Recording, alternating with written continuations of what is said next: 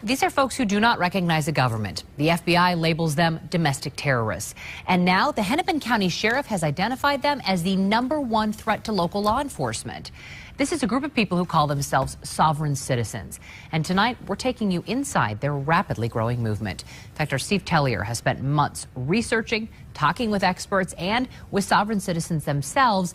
Steve, just how real is this threat, even here in Minnesota? It's pretty real. Leah, sovereign citizens basically believe that the current federal government is illegitimate and illegal. Experts estimate there are about 300,000 sovereigns in the U.S., 100,000 of them, quote, hardcore members. Experts also say their numbers are rising, and so are concerns for local officers. He writes his name in all lowercase. Thomas-Allen-Friend. He adds ARR, all rights reserved, and a red thumbprint. This is how Thomas Friend signed dozens of documents he filed in the past year fighting felony attempted theft charges in Anoka County. Hundreds of pages state he is not a United States citizen and is not a corporate person, but is a sovereign American national, a natural physical being. These are all hallmarks of sovereign citizens. Friend declined to speak on camera, and we spent months trying to find a sovereign who would. I said, there's a lot of things. Only one agreed. Do you consider yourself a sovereign citizen? Yes, I do. Randy Hudson lives in a typical home, on a typical street, in a typical town of 4,700 people, Laverne, Minnesota. But his views are anything but typical. So you believe all Americans are essentially corporate entities? Yes. You believe that all Americans are enslaved in some way? Absolutely. Do you think some folks might be afraid of you because of what you're saying? Probably. Sovereigns like Hudson believe America has been transformed from a republic into a democracy, from self-government to a dictatorship, and from God's common law to unconstitutional statutory law. Over a period of 150 years, we have slowly lost all our rights. They trace the change to an obscure law passed in 1871, which created the government of Washington, D.C., but sovereigns believe it had a deeper, sinister purpose. And in 1871, the government was turned into a corporation.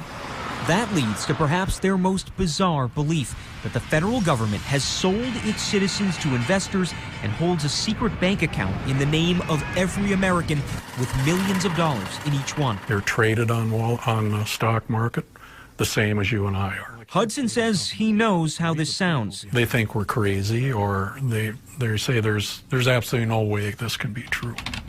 But one look online shows he is far from alone. This is a movement that's spreading and spreading rapidly. Mark Potok with the Southern Poverty Law Center, a civil rights group, is an expert on domestic extremists, including sovereign citizens. It is a movement that tells its adherents that everything the government says is false, that the government is secretly holding your dollars that you have a right to, and so it inculcates in its adherents an extreme kind of disrespect for the law. He says that endangers those who uphold the law. They see the law enforcement official as an enemy who is lying to them, who is engaged in a gigantic conspiracy to deprive them of their rights. In 2010, father and son sovereigns murdered 2 police officers during a traffic stop in Arkansas.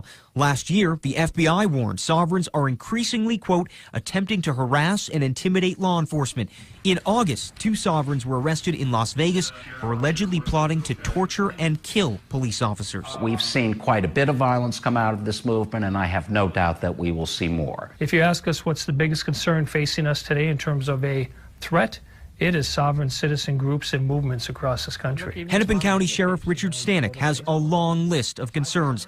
He puts the sovereign citizen movement at the top. Our encounters with sovereign citizens are becoming increasingly more violent. They're people that don't believe in the government, the legitimacy of the government. We rode along with Hennepin County Deputy Chad Christopherson as he made the rounds serving civil papers. Officers often come across sovereigns during such routine encounters. Christopherson says some pepper him with personal or politically charged questions.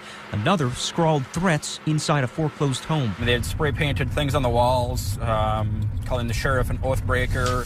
Then there is so-called paper terrorism, a popular sovereign tactic targeting the courts. Some, like Thomas Friend, flood the system with filings. Others are more confrontational. Thomas and Lisa Eilertson were sentenced to 23 months in prison in June after filing billions of dollars in property liens against everyone involved in the foreclosure of their home, including Stanek himself. Where they came out to my residence, my personal residence and confronted my family. Stanek says he worries about an increasingly confrontational minority of sovereign citizens resorting to violence.